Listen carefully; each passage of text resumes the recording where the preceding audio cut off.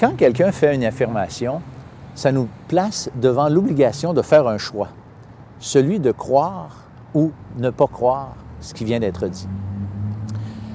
Pour illustrer mon propos, je pense à la scène du film Forrest Gump, un film bien connu, où on voit Forrest assis sur un banc un peu comme celui-ci, à un arrêt d'autobus, et Forrest raconte son histoire et se dit le propriétaire d'une grosse entreprise.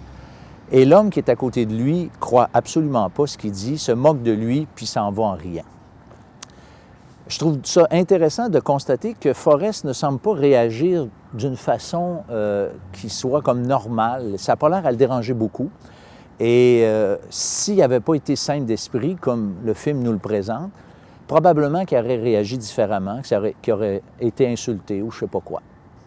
Maintenant, qu'est-ce que je trouve intéressant, c'est que Forrest était vraiment ce qu'il avait dit être. Ce n'était pas une blague, ce n'était pas une histoire inventée, c'était vrai qu'il était le propriétaire de cette entreprise. Et généralement, nous, les gens qu'on pourrait qualifier de normaux, on aime à être cru, on aime à être vu comme étant celui ou ceux qu'on est en vérité.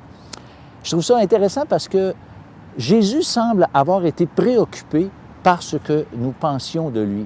À un moment donné, Jésus, il dit à ses disciples, « Au dire des hommes, qui suis-je? » Et il va plus loin que ça, puis il leur dit à un moment donné, « Vous, qui dites-vous que je suis? » Dans les propos de Jésus, on pourrait facilement l'accuser de manquer d'attention, on pourrait l'accuser d'être un peu complexé.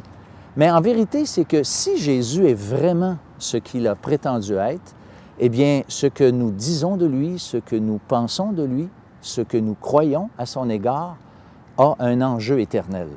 La raison est simple, c'est que Jésus a dit qu'il était Dieu. Jésus a dit qu'il avait le pouvoir de pardonner les péchés. Et si vous avez des doutes à savoir le sens profond de ce qu'il a dit, eh bien, je vous invite à considérer la réaction des hommes religieux, des chefs religieux de son temps, des théologiens, qui l'ont accusé de blasphème à cause de tels propos. Et c'est exactement pour cette raison-là que finalement, ils l'ont mis à mort. Ce qui fait en sorte que quand Jésus dit de telles choses, c'est que ça nous oblige à croire que ce qu'il a dit est vrai ou est faux. Et supposons que vous dites ou que vous avez pris la décision de croire que c'est faux. Bien là, il vous reste deux options. La première option, c'est de croire qu'il savait que ce qu'il disait, c'était faux, et ça nous oblige de conclure qu'il était éventuellement menteur.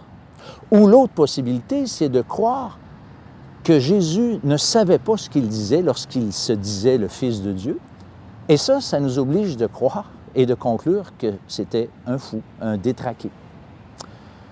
Mais vous conviendrez avec moi que c'est assez dur de dire et de prétendre que Jésus est un fou ou un menteur. C'est même beaucoup plus facile de croire qu'il était vraiment le Fils de Dieu que de croire qu'il était fou ou menteur. Et si c'est le cas, s'il est menteur, eh bien, moi, je peux vous dire que pourquoi mentait-il? Pour se faire de l'argent? Pour gagner du capital politique? Pour le pouvoir? Juste un petit regard dans le livre, dans l'Évangile, nous oblige à réaliser que ça, ce n'est pas une option. Puis, de toute façon, s'il est vraiment un menteur, il détient le record mondial du plus gros mensonge et éventuellement du mensonge qui a duré le plus longtemps de toute l'histoire. Et s'il est fou, comment aurait-il eu un si grand impact autour de lui dans sa vie? C'est impossible. Écoutez, il y a des gens importants dans notre génération qui ont tellement marqué leur génération que des bâtiments ou des rues ont eu leur nom. Mais Jésus, lui, il a tellement eu un grand impact dans l'histoire, c'est qu'on a commencé de compter les années en relation avec sa naissance. Aujourd'hui, on est en 2008, après Jésus-Christ. Alors, on est assez coincé, si on réfléchit, pour en arriver à la conclusion qu'il est vraiment ce qu'il a dit être. Mais encore là, s'il est vraiment ce qu'il a dit être, ça nous oblige de croire que ce qu'il a dit est vrai. Il y a quelqu'un à un moment donné que j'ai rencontré, puis il a dit qu'il ne croyait pas que Jésus était vraiment le Fils de Dieu, mais qui acceptait le fait, par exemple, qu'il croyait qu'il était prophète. Et là, je lui ai dit, comment peux-tu croire que Jésus est prophète si, en vérité, tu ne crois pas ce qu'il a dit?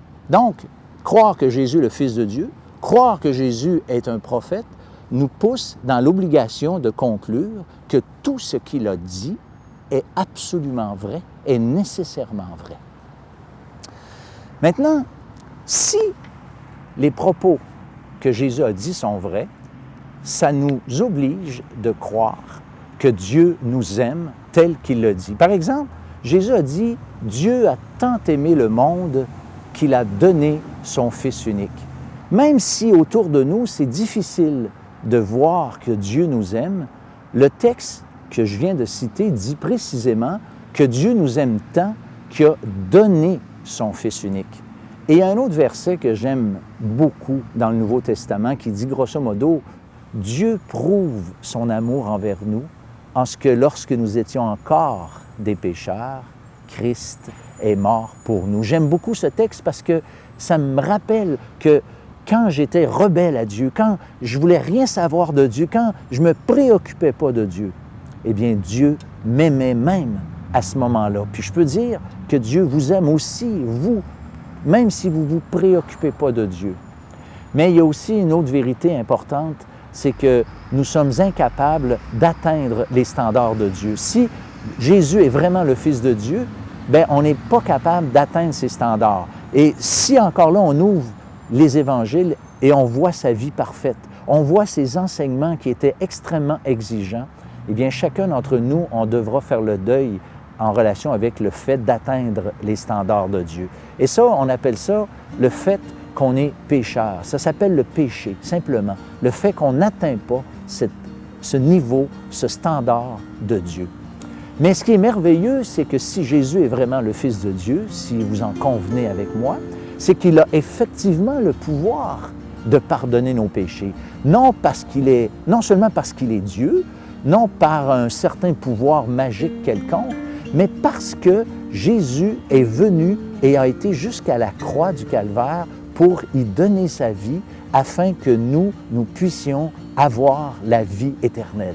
C'est vraiment l'échange qui s'est passé à la croix lorsque Jésus, par exemple, a crié « Mon Dieu, pourquoi m'as-tu abandonné? » C'est parce que Dieu avait détourné ses regards de lui et que Jésus subissait, j'allais dire, notre enfer pour que Dieu puisse nous pardonner. Alors, il reste maintenant plus qu'à reconnaître par la foi, lui faire confiance, non seulement dans ce qu'il a dit, mais dans son œuvre accomplie à la croix.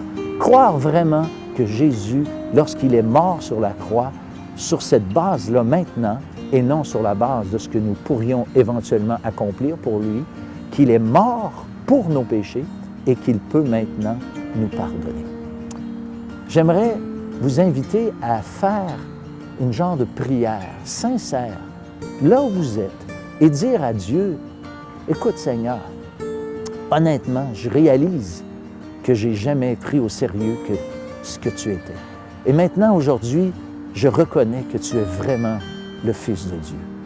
Je reconnais aussi que je suis incapable d'atteindre tes standards, Seigneur, et puis que je veux vraiment me tourner vers toi pour recevoir ton pardon. » Alors simplement, là où vous êtes, faites cette prière et Dieu vous accordera son plein et entier pardon.